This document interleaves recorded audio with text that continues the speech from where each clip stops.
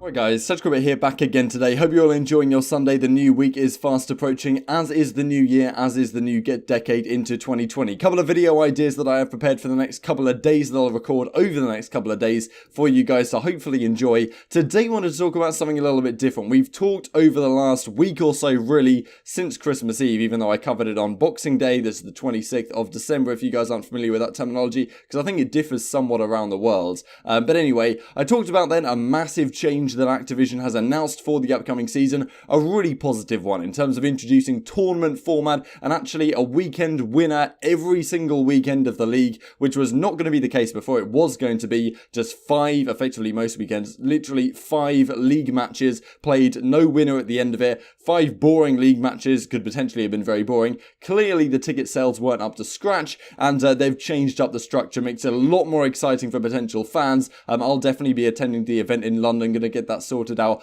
as soon as possible. So yeah, that's fantastic. However, the actual game is maybe not looking so positive, right? Activision seem to be making some good decisions based on some actual, reasonable people behind the wheel, it seems, and also, of course, some good decisions from the fans' perspective and in terms of, viewership and entertainment value and drama, and these kind of factors should hopefully be much improved based on what they've brought into play. However, the actual game that the professionals are playing is still nowhere near perfect, right? There's still many an issue with it, and I was hoping that about now we'd start to hear things about changes they're going to try and make to the game for the upcoming competitive season. I think I was on Spitfire maybe early December, and we said, look, the game isn't in a great state, but we've still got 6 weeks until the league is going to be beginning. Hopefully in the next couple of weeks, just before Christmas, maybe just after Christmas, we have some announcements of some changes that are going to come into play. For example, the likes of spawns, maybe Dead Silence, bring it in as a perk, or, depending on what maps maybe you're going to go into the competitive scene. We've got Vacant now in the game, which could potentially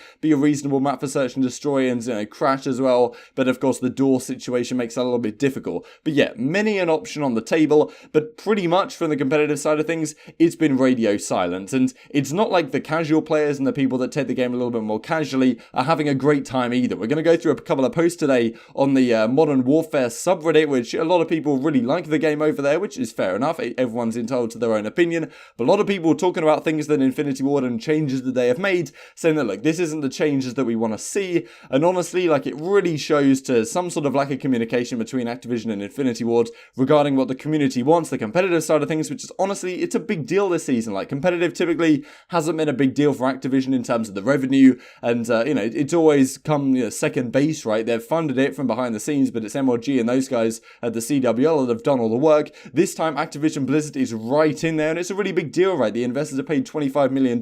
We were hoping to get, at least by now, some thoughts about ranked play, things like this, that for the competitive community, we haven't seen anything like it yet. So when can that happen? When will Infinity Ward, I guess, pull their finger out and get on with it?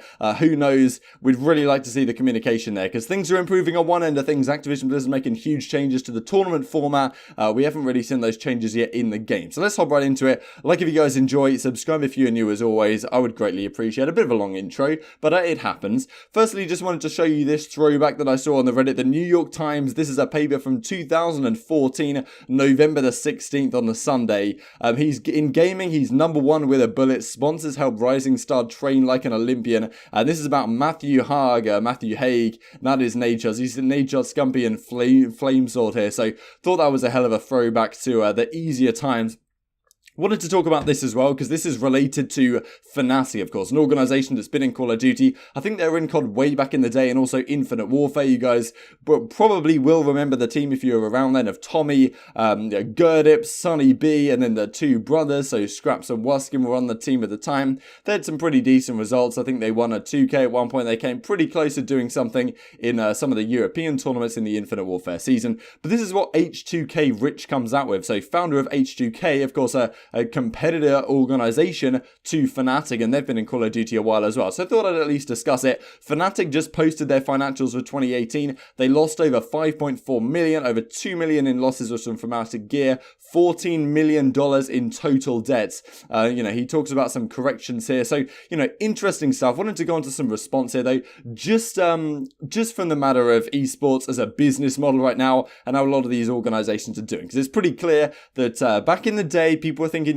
gaming is pretty cool. Maybe we can make some money out of this. And now it's honestly blown up so quickly to be such a massive thing that a lot of people think, these organizations must be making millions, right? And then when you deal into the actual values, a lot of people, a lot of big organizations are really struggling, and effectively they're just startups, right, and wouldn't be able to survive without venture capital investments. But Darius says, saying things like Fnatic are 14 million in debt while failing to disclose they're also owed 10 million, so it kind of goes back and forth. And Deserto Chris says here, he talks about Fnatic's accounts. The accounts for 2018, yes, they've got short-term creditors over Fnatic and Fnatic Gear. They also owed a lot in the short term.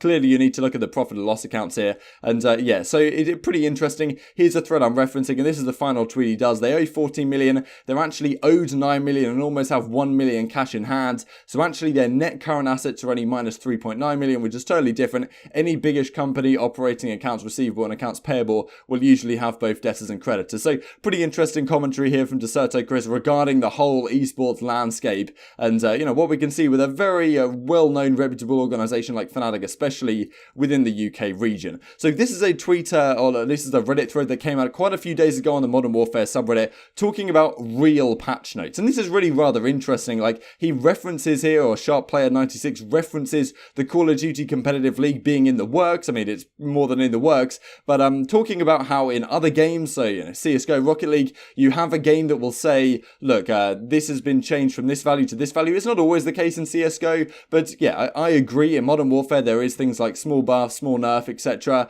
What are you really expecting in terms of from the perspective of the casual player? Like, all people really want to know is if a gun's got better or worse, right? But it would be nice to have the actual details rather than requiring a guy like Exclusive Ace to go into all the details and figure out exactly every little small detail that has changed in the game, which is effectively what people like that do. It would be nice to at least have that advertised, especially from a competitive standpoint, right? Remember when the 725 was potentially nerfed, it actually ended up being a buff because of the reduction in the spread when you aim down sight got dramatically reduced. So actually it was much better after the patch they tried to do than it was before. If they'd have actually made that well known, then that would have been found out quicker, and I'm sure as they were writing down the changes that they intended to make on the paper, they would have realized, hang on a second, maybe this doesn't fully add up to what they were expecting. But the way Modern Warfare works, like every week you'll have a patch on a certain day or whatever, and whatever you can fit into that patch, you'll fit into the patch. So things are often rushed out, I imagine, and it's left up to the community to figure things out.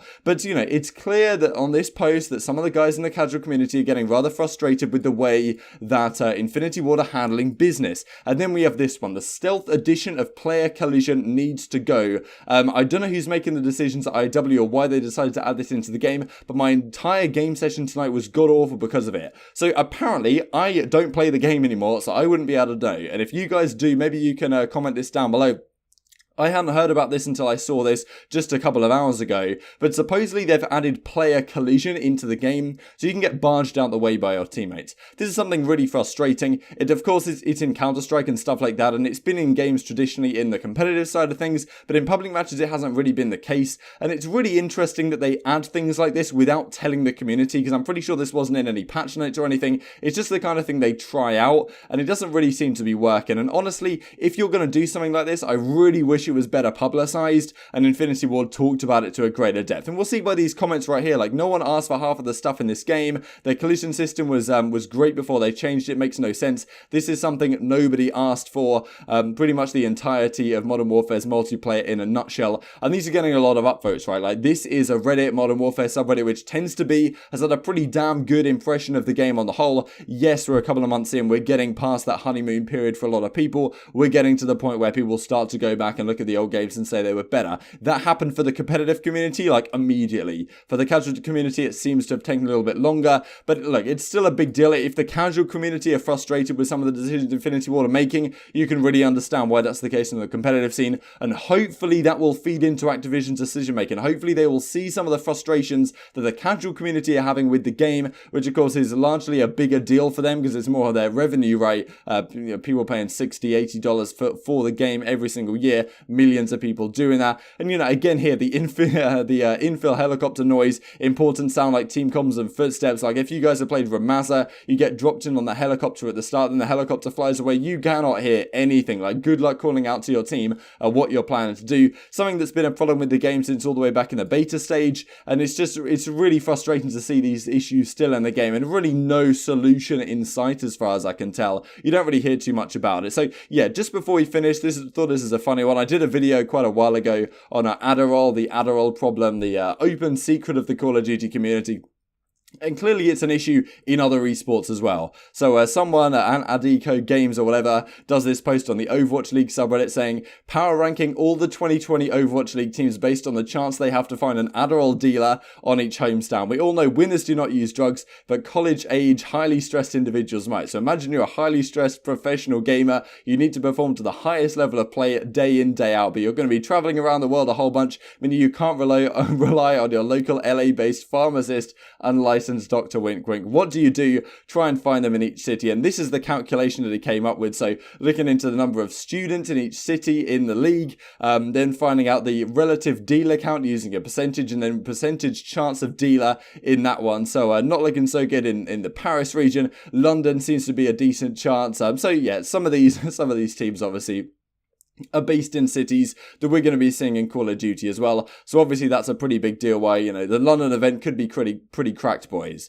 But yeah, that's the video for today. I thought I'd leave you guys with an outro clip as well from Sensor, with a pretty incredible state of the game right now in Modern Warfare. Got some video ideas planned for the next couple of days as well. But yeah, hope you guys enjoyed the video. An interesting one. I don't know what you guys think. Like, what is the long-term future here? Is Infinity Ward going to get their ass into gear and start making some of these changes that we'd expect to see to make the competitive community thrive? I can understand if the first couple of months, of course, the focus is going to be on the casual scene, making that as good as possible, but really we haven't seen too many great changes there either. Very few changes, I would say, have really been positives. The 75, the Claymores, okay, some benefits there for sure, but really from a competitive standpoint, the game isn't in a much better state today than it was when the game was launched way back in October, which really isn't a good sign with the league less than a month away. We're 2 months into the game, ranked players nowhere in sight. I did a video a while ago with you know, apparently maybe it never might come, according to something that Merk said back in the day. But yeah, a very difficult time. Yes, the season might be entertaining, but I do feel kind of bad for the players and also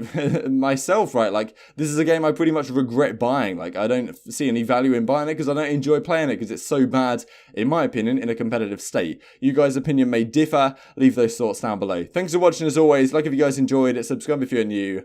I will see you next time. My man Exotic, thank you so much for the 5 gifted, bro. Appreciate you, dude.